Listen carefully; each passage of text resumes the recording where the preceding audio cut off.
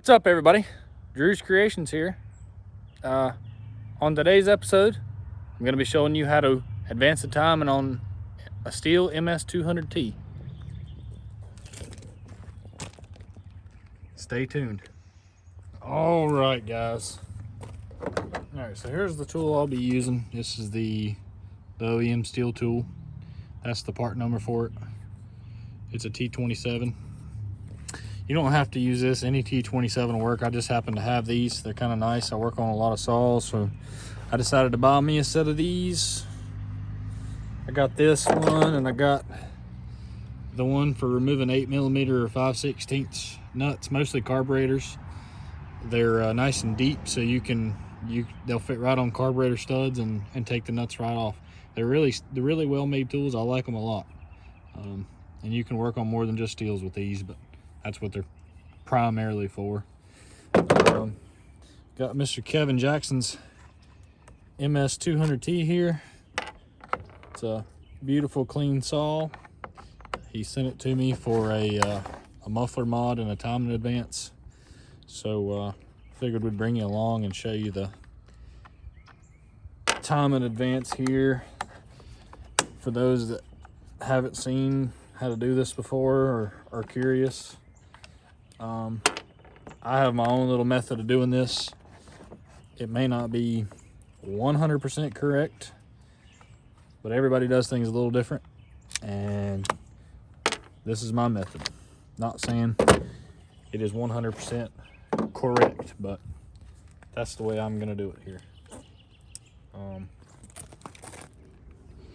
right, so first things first, after we got the pull starter off, now we're gonna take the flywheel nut off. And for that, I'm just gonna use my DeWalt Impact 3/8 drive, 13mm socket. And just make sure you got a socket that fits. This is 13mm. We're gonna buzz this off. Just makes life a lot easier. You can do that with a scrunch or any old 13mm, but I like to do it with that. It just makes life easier, like I say. Then I'm gonna take a scrunch with a nice flat end on it. I'm gonna come underneath the flywheel and just right underneath it. As you can see, that popped right up. Had not taken this flywheel off prior to this. I just stuck the flat end under the flywheel as much as I could get it without damaging fins or anything like that, and I just twist like that, like you normally would. They all won't come off this easy, but a lot of times on 200s they will. And as you can see, there's no damage to the flywheel. And we'll bring you in closer. There's no damage there at all. It's all dirty under the flywheel. We're gonna wash that off with a little bit of brake cleaner. And here is, to do this, we're just gonna take a flathead and we're gonna get right up against it. And anything just light taps, I'm gonna lightly tap on that key there, try to pop it up out of its hole. That's what I have here at home, and that's what I'm gonna use. Ignore my dirty, rough hands. Been doing tree work all week, but there is the key. And I don't know if you can see the thickness of the key, but what I normally do with these, and this is where people are probably going to differ, but 200s tend to like quite a bit of timing advance. So I'm going to set my key on my sandpaper. Doesn't really matter what grit, and I'm just going to proceed to file on one side of my key. Just light pressure, and I'm gonna work it back and forth.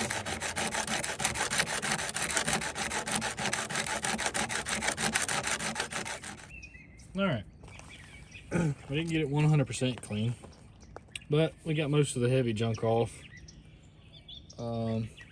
Got the flywheel key filed down, can't really tell it in the video, it's really hard to tell, but it's filed down. I'll show you here briefly.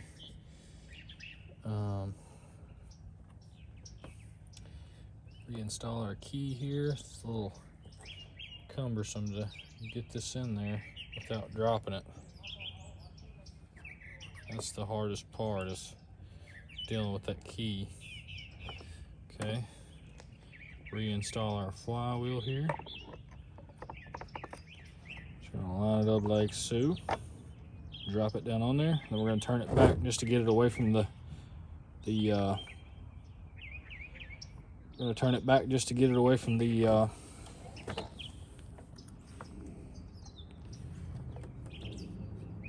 cool there. And as you can see, now we have movement in our flywheel with the key in. So this is, you know, retarded timing, and this is advance. And we're only going to advance it a couple degrees here, just enough to wake it up. What we're going to do now is reinstall our nut.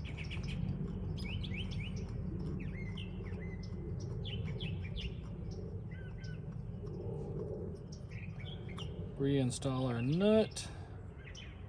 Finger tight here in the advanced position. What I like to do, take your clutch cover off if you haven't already.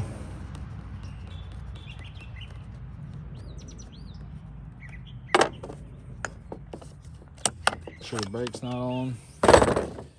What I like to do here, since I'm by myself, to keep everything from moving, I put that scrunch on the clutch side to keep the crank from turning.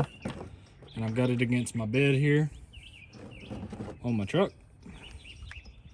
I'm going to hold the flywheel forward, and I'm going to stick the impact back on there, and carefully, not too tightly, not too aggressive, I'm going to retighten the flywheel. Keep pressure on it so your scrunch don't turn. And I believe that got it. All right, now we can reinstall our pull start cover now that we've got everything back together on the timing advance. 2 back screws, a coarse thread. They screw into plastic. The 2 front screws are fine thread. They screw into the cases. Remember that, because you can forget. And if you try to put a coarse thread screw in a fine thread hole, you will strip it.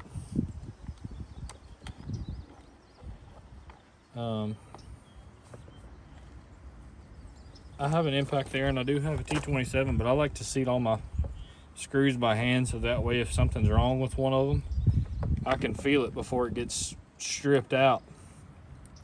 I definitely don't want these holes to get stripped out. That's a common thing on 200s. Screw holes tend to get stripped out quite often because people just don't pay attention, and they make those mistakes, or they just are in a hurry, something breaks in the field, they don't really care, and they just put whatever bolt they can find in there and call it good. I've dealt with that, and I've had some 200s almost with ruined cases because somebody put a bolt where it didn't belong. I've had several with broken off bolts in the holes for people over tightening them. So for that reason, I like to hand tighten all of my bolts so that way I can feel. Verify that it pulls over. Okay, so now we're going to go ahead and remove the clutch. I like to do that with the impact just because it's easier, but just beware you can damage the crank. Just gonna remove that for easement.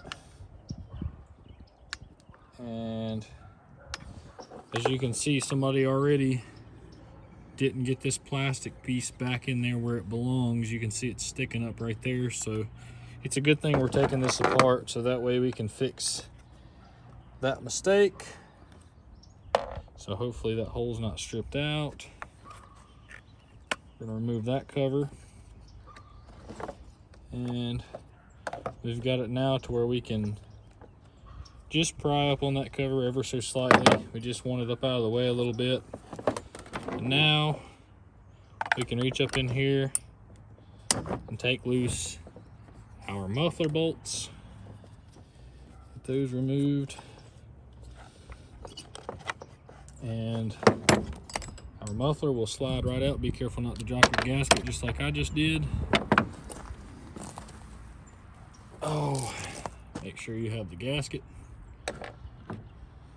And behold, 200T muffler. These mufflers are actually two-piece. So you can take that screw, that screw, that screw, and that screw that's missing out, and this two halves will separate, which is probably what we're going to do, because when we go to drill this, we're going to get metal inside, so we want to be able to get all that metal out. So let me find my bits and get set up here, and we'll bring you back for the muffler mod. Alrighty, so we've got most everything we need for this muffler mod. This is the first time I've ever used one of these. We're going to be using one of these West Coast saw bolt-on deflectors. So I get my hole the way I want it. I went ahead and bolted my cover on, and I'm gonna just, I mean, this is aluminum we're drilling into, but I'm gonna drill in stages just so it's easier.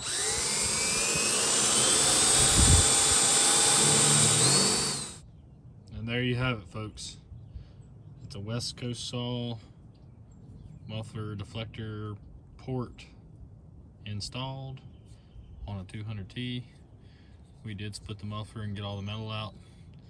We ended up having to take the Dremel and Dremel out some metal even after I drilled it, just to get it the way I wanted it. So that's that. Now we can reinstall it on the saw. Tell you what we're gonna do. We're gonna go ahead and remove these to give us a little more clearance to get it back in. It's easier with the tank off on these. You don't have to take the tank off, but it does make life easier. I'm just gonna drop these down so I can pull down on the tank here just a smidge, and that'll give me that extra clearance I need. Just slip the muffler down in there, as you can see. That gave me the extra clearance I needed. We're back installed now. Now we make sure our bolts line up on our muffler like so. Just gonna run them both down evenly.